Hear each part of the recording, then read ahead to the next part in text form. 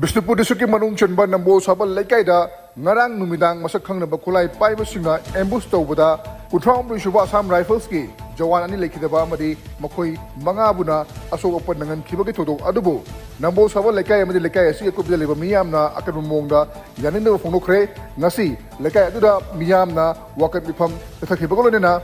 Ni kumutaba yum kumulewa from singda asugumut production si makata na tobigano kari tabokta asugumut hongshing si chathari bano haibano chungba yanendo fono ko wahi kya iba play card ching waka bi pamaduda susinaki ningsing bayabadi ngarang thoroduda laikhidraba Assam Rifles ki Jawan ani dudi Naif Subedar Sham Gurung amadi Rifleman Ranjit Singh Keshapni mokoi animak ambush duda kudukta laikhidabani amadi mokoi manga buna hospital bukatuna like nakibani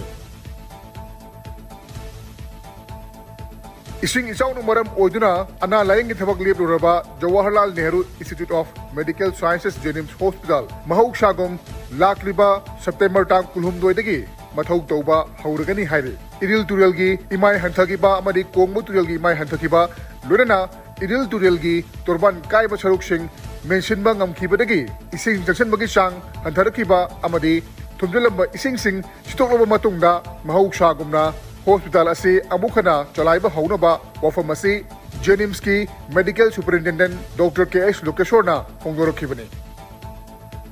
Apoi legiba area surrounding si ising kangjalakiba amasung what leirama ising si kitang leiragasu ayamba kange amasung akoina wipe up adi ngasagi